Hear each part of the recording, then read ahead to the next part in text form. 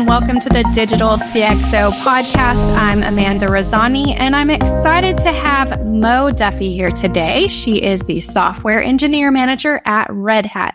How are you doing? Pretty good. How are you doing, Amanda? Doing well. So happy to have you on the show today.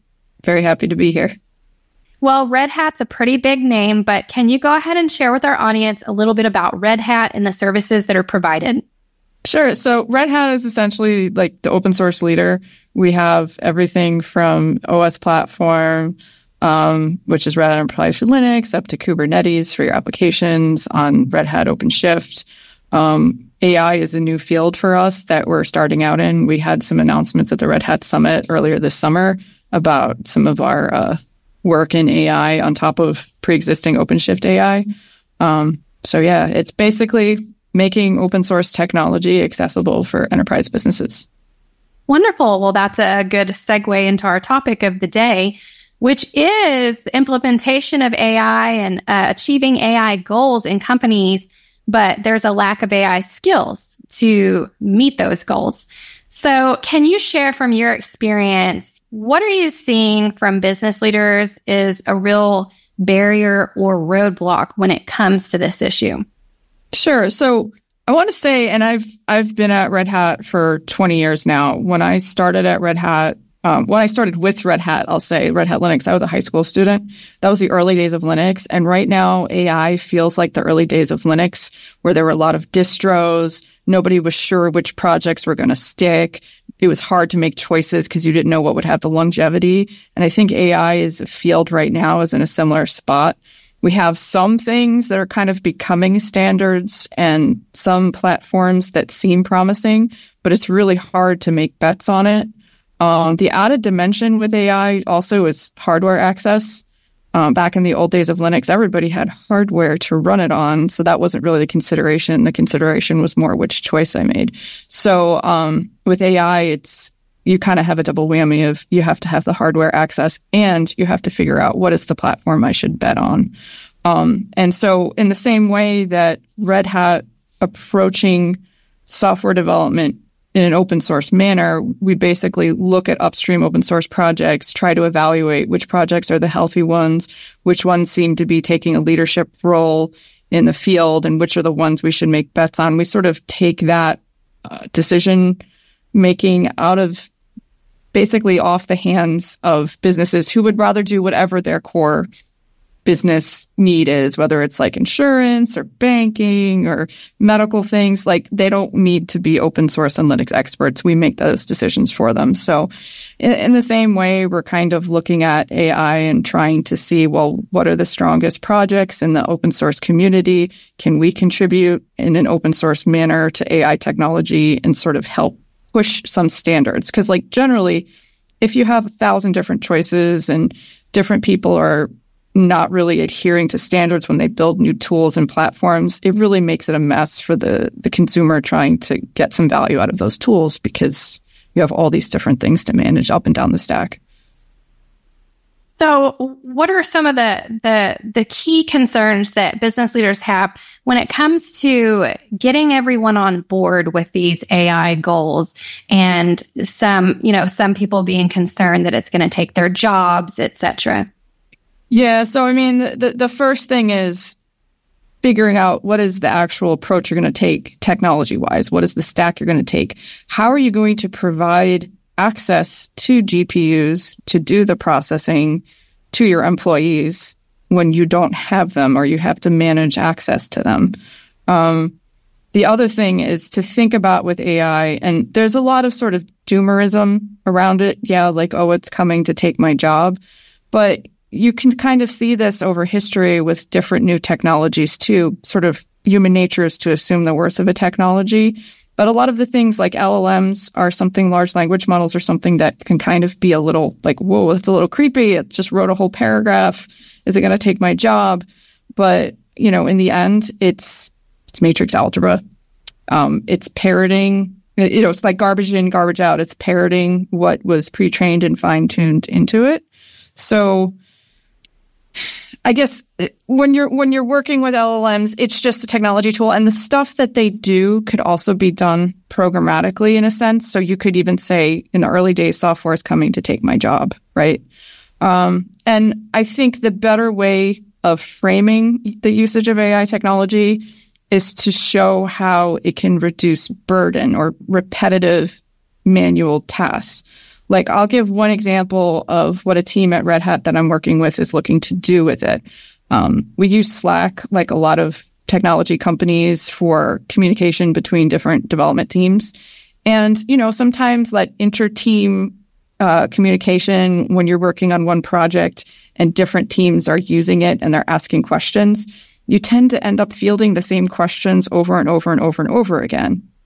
So this team is looking to use an LLM that is trained using the InstructLab technique that Red Hat and IBM actually announced back in May at the Red Hat Summit, that have that model tuned to what that project is about, right? So like any specific knowledge that they end up, it would ideally in the pre-LLM world, you would have an FAQ and you'd have the questions and answers and point people at that.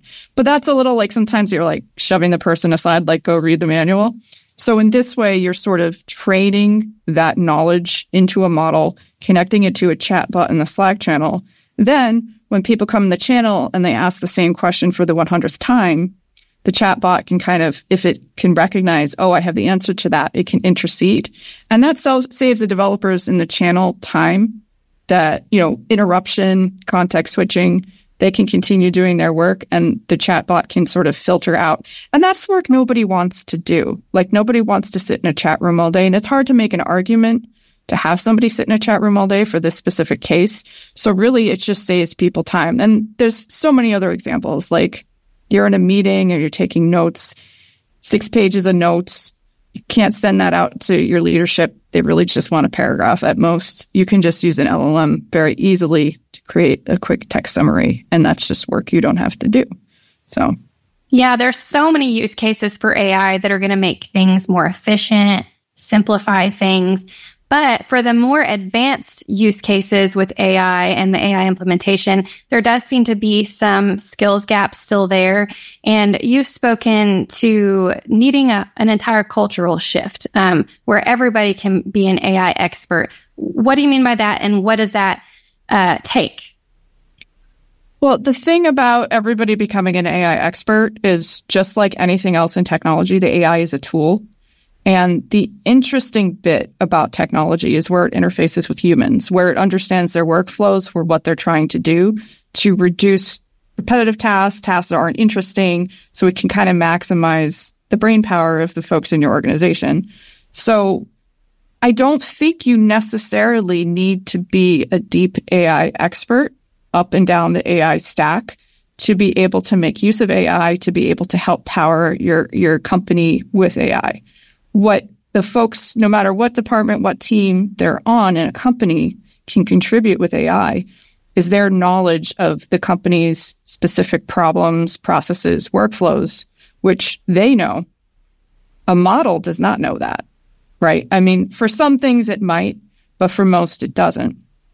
And what Red Hat's approach to working with AI right now with AI models is, with both the InstructLab project and an upcoming product we announced back in May called RHEL AI, Red Hat Enterprise Linux AI, is we envision that, number one, this knowledge of all of the employees across your organization is specific to your organization. It may be like a form of secret sauce almost, like this is how your business gets things done. This is the unique way that your business approaches things. For example, like you might want that text summary in the brand voice of your business. That's not something you could buy off the shelf. Or you may want an LLM to process, incoming customer tickets using the historical data set of previous support tickets. And those are things you don't want to be made public. Those are sort of intellectual property of your company. It's part of the value you provide to your customers. So our approach is you take small, large language models, and you fine-tune them using your company's custom proprietary data inside the walls of your company. The models are small enough that you don't need lots of exotic hardware to be able to actually run them. And because they're small, they're easy to run inference on, not very expensive, because a lot of AI solutions are quite expensive, even on the inference side. And you have sort of your own custom LLMs built from the knowledge contributed from all the employees across your organization, their unique insight into your business processes, workflows, ways of doing things. And that, because you have it sort of encoded into the LLM, you can use it to, again, reduce those repetitive tasks, provide a lot of value so that you can make the most of the workforce you already have. Yes, and definitely would improve communication across all departments. Yeah, definitely. So AI is advancing very rapidly. There are so many use cases. What do you see in the future of AI, say 6 months to a year from now? 6 months might be a little early, but a year from now, I would like to start seeing AI become boring. I would like it to just be the standard way of doing things. Like I mentioned, when I was in high school, I got started with Linux. We didn't have an always-on internet connection. I was using a modem on one single phone line coming into my family's house.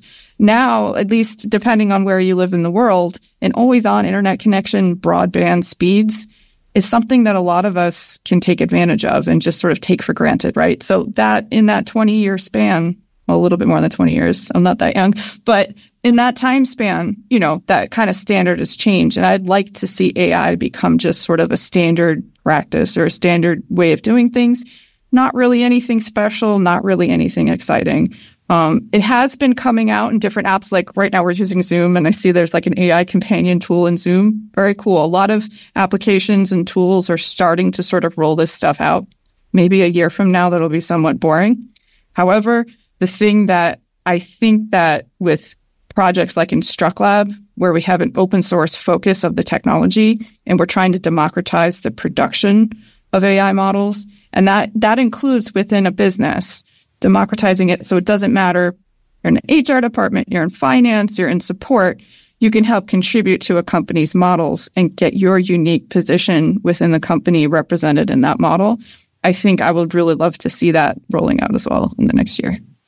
That would be highly impactful. Well, if there was one key takeaway you could leave our audience today with, what would that be? A key takeaway would be the way that I think is inevitable with any technology, and right now AI is the one of the moment, is it starts out with a small few being able to create it. And as time goes on, as that technology becomes democratized, it impacts a lot of people who don't necessarily have the power to impact it or affect it. In the same way, we need to make sure that we expand the scope of control over that technology. So with AI, with open source tooling, with open source license models, with small size models that anybody can run on modest laptop hardware, we're in the same sense democratizing that technology in the same way that open source did for traditional software. All right. Well, thank you so much for coming on our show and sharing your insights with us today. Pleasure. It was a great chatting with you. Yes, and thank you to our audience, and stay tuned because we have more.